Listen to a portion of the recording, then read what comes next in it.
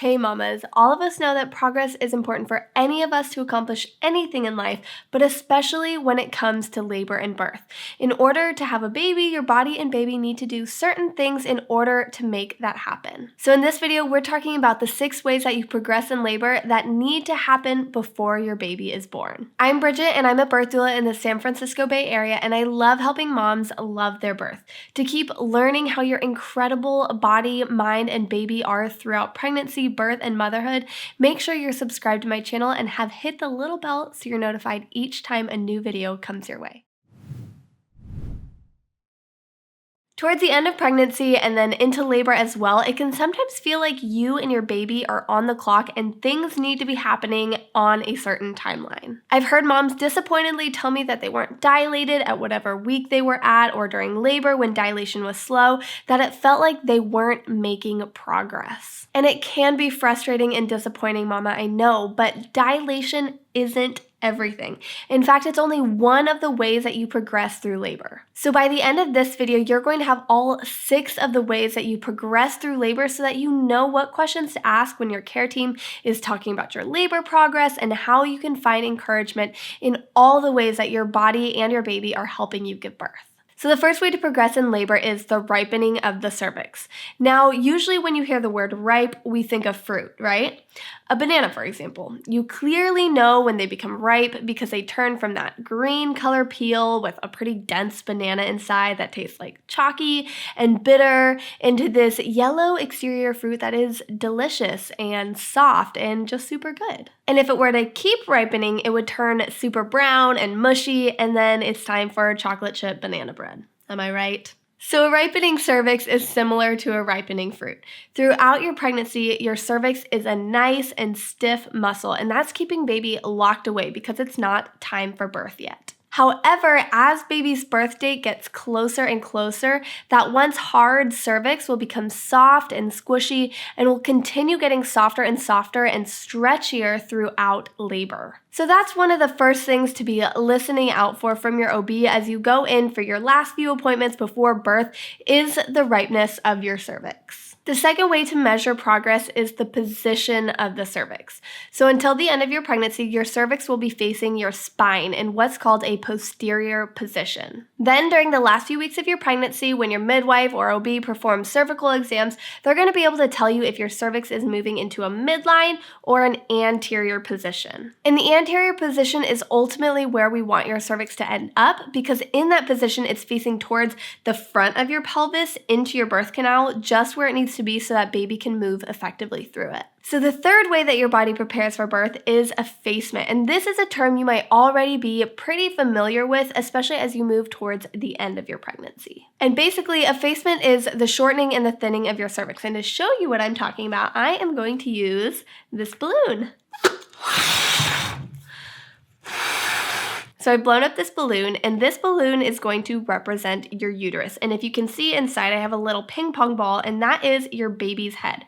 And this right here is your cervix. And if you can see, baby's head is resting nicely on the cervix, but the cervix is still long and thick, about 2 to 3 centimeters long, and considered 0% effaced. However, as your cervix begins really ripening and baby drops further into the pelvis, putting pressure onto the cervix, it's going to start thinning and shortening. So maybe you're about, I don't know, like 50% effaced now with the length of your cervix like 1 centimeter, 1.5 centimeters long.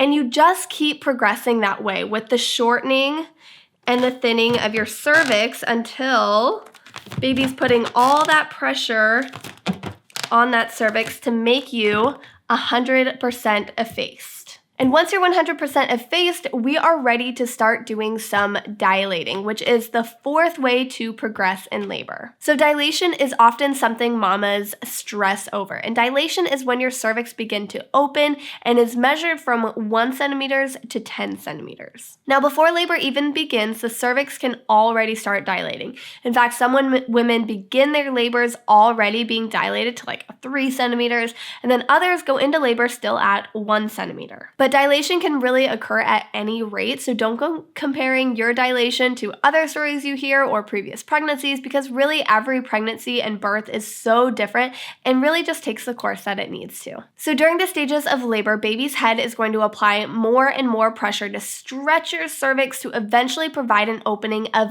10 centimeters. During early labor, your cervix will dilate from a 0 to a 3 centimeter. Active labor will stretch the cervix from 4 centimeters to 7 centimeters.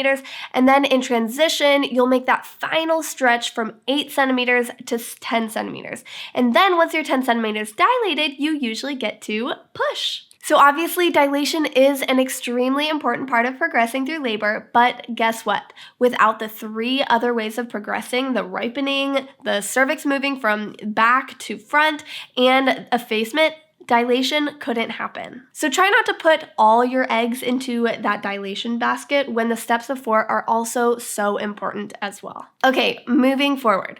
The 5th way to progress through labor is baby's cardinal movements, which is basically just a fancy way of labeling baby's body movements or their positions as he or she moves through the pelvis and the birth canal. We're not going to go super into depth about each one of these cardinal movements in this video. We're just going to brush over them, but I'll definitely save that for another video, and how movement during this part of labor can really help with birthing your baby. But let me just briefly explain these cardinal movements for you. Now, ideally, as birth approaches, you have a baby who is in a head down position with their face facing your back. Now, the reason that you want this is because it really helps you have a more effective labor. Now, if your baby isn't in this position, it's not the end of the world. There are things you can do to help promote this position, and oftentimes, baby is going to shift into this position anyways as labor progresses. So speaking of progressing labor, as the pressure of those contractions moves your baby down, the widest part of her head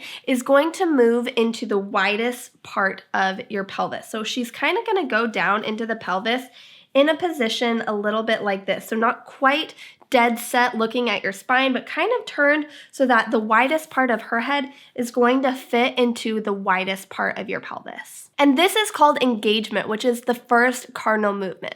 Then with each of those contractions and pushes that you might be giving, your baby is going to descend further into the pelvis until it reaches your pelvic floor. So now your baby's head is coming into contact with some resistance, and that's going to cause her neck to flex, making her chin come to her chest in what we call flexion. So she's gonna just kind of do this like whoop thing where she brings her chin to her chest. Then she's gonna do a little turn, or to be fancy, do an internal rotation so that she once again faces your spine, just so that she fits better through the pelvis. So your baby has her chin tucked to her chest, and she's made that turn again, so she's facing your spine. And at this point, your baby is probably, or at least soon will be, crowning. And that's when you see the top of the head and it doesn't disappear between contractions. So a lot of times towards the end, you'll see baby's head kind of like poke out and then go back in as mama stops pushing.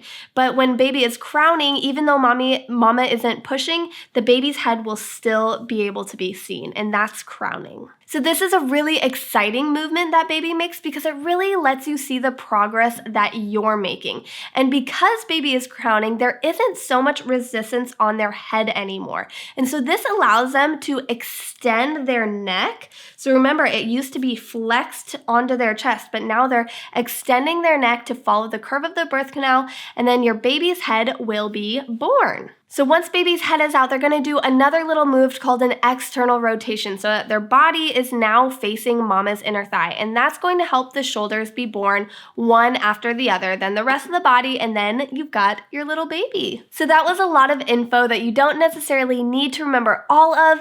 Mostly just know that part of progressing through labor means baby has to do this whole routine of movements in order to be born, and those are called cardinal movements. Okay, last but not least, the 6th way to progress through labor is the station of your baby. This is a way of measuring the descent of your baby in your pelvis from a -4 to a +4. And a lot of this is happening while your baby is making those cardinal movements that we just talked about, but it can also be seen before you even go into labor. So when baby is floating at the top of the pelvic bone, it's at about a -4 station.